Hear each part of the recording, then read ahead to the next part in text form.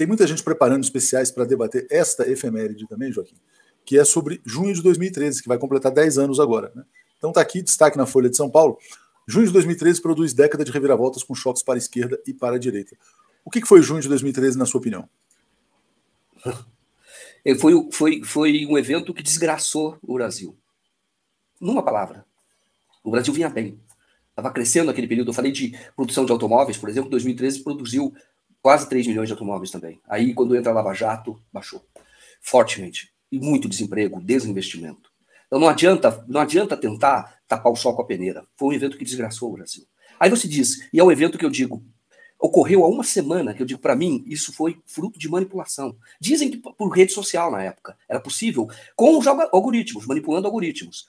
Era possível você criar um estado de beligerância no Brasil, de manifestar um clima de manifestação a partir das redes sociais, que as pessoas estavam lá. Pessoas que nunca tinham participado de protesto foram fazer protesto porque estavam unidas pela rede social. E a extrema-direita se uniu a partir dali pela rede social. Então, 2013 foi ali uma porta que se abriu para ferir o Brasil, para que se iniciasse uma guerra contra o Brasil. O que ocorreu? Você teve a Lava Jato, logo depois, que seria fruto do 2013, de junho de 2013. Não haveria Lava Jato. Se criou as condições para que houvesse uma operação, na minha opinião, fraudulenta, na minha opinião, abusiva, como foi a Lava Jato. Mas tudo isso começa em 2013. E ela vem uma semana antes do início da Copa das Confederações. Quando o Brasil, todo mundo sabe que eventos grandiosos como Copa do Mundo, como Olimpíadas, é uma vitrine. Isto é, o país se apresenta ao mundo. E naquela ocasião, a partir de junho de 2013, quais eram... O Romário acendeu sobre isso, falando sobre que não ia dar certo, que o Brasil não podia ter feito Copa do Mundo, e é algo que traz muito mais recursos depois, porque é uma vitrine.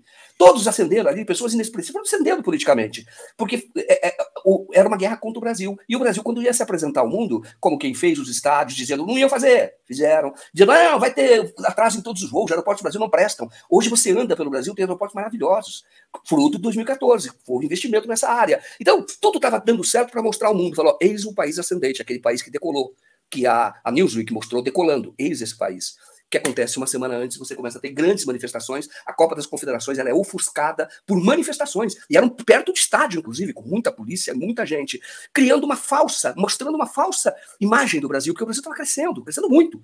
Uma falsa imagem de que o Brasil era um país no caos, entendeu? Com grandes conflitos. Essa foi a imagem. E tudo isso gerado por 2013. E na minha visão, 2013 foi gerado por uma eu não tenho dados sobre isso, mas por uma manipulação de algoritmos.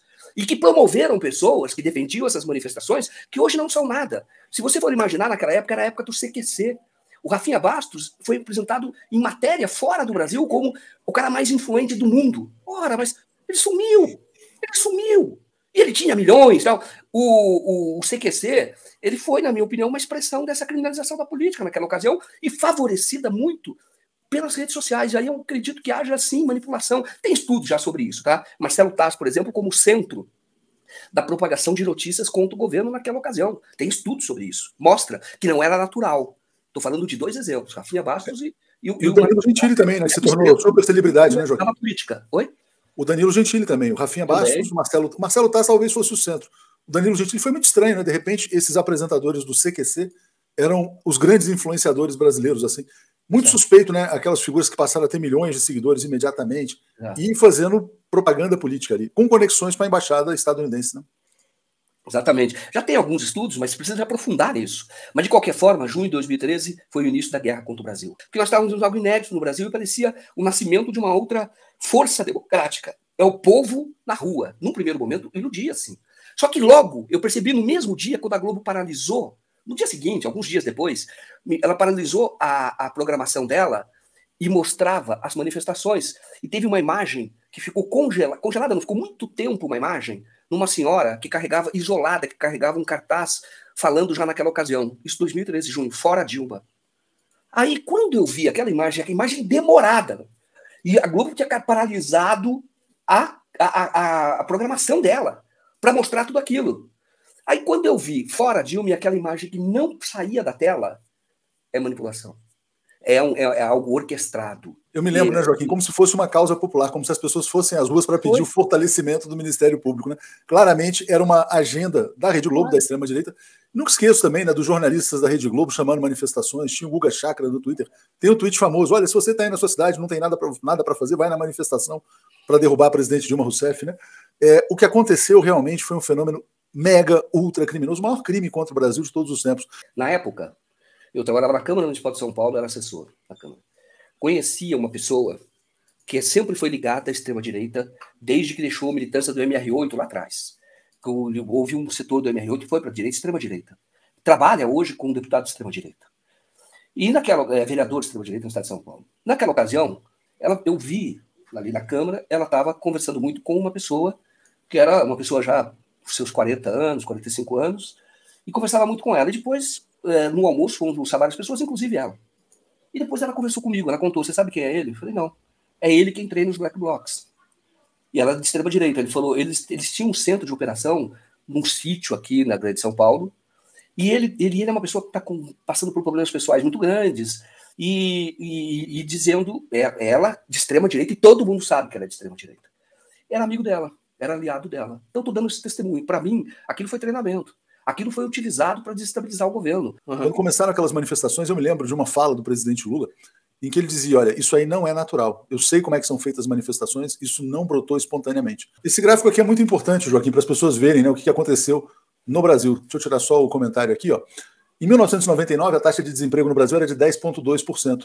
Aí a taxa vai declinando, o governo Lula, o grande sucesso do presidente Lula, a taxa chega a cair a 6,98% em 2013. Em 2014, o Brasil atinge o pleno emprego no governo Dilma, foi o melhor momento da história econômica do Brasil.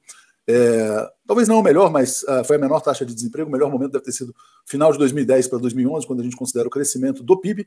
Quando vem junho de 2013, que você coloca essa grande desgraça que se abate sobre o Brasil, que foi uma guerra internacional contra o Brasil, para saquear o país, para recolonizar o Brasil, para desindustrializar o Brasil e converter o país num mero fazendão, né?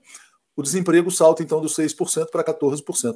Essa tragédia tem a responsabilidade de todas as pessoas que estavam nas ruas em junho de 2013, conscientemente ou não. Então, o presidente Lula tem o melhor momento histórico, econômico da história do Brasil. Ele assume em 2003, o PIB brasileiro era mais ou menos 500 bilhões de dólares. Ele entrega em 2010 um PIB de 2,2 trilhões de dólares, né? O PIB atinge 2,4 trilhões ali em 2013, 2014. Ele cai brutalmente depois de junho de 2013, o Brasil começa a afundar. E em 2023 ele está na casa dos 2,2 trilhões, ainda está abaixo de junho de 2013, pode superar essa cifra só lá para 2027. O Brasil perdeu 10 anos. Junho de 2013 foi uma operação para frear o desenvolvimento brasileiro, para implantar um projeto de subdesenvolvimento. Se não fosse junho de 2013, não vai ter Copa, Lava Jato, tudo que aconteceu, o Brasil hoje, Joaquim, provavelmente teria um PIB de 3,5 trilhões de dólares, 4 trilhões de dólares. O Brasil estaria disputando a quarta, quinta posição da economia, entre as maiores economias do mundo.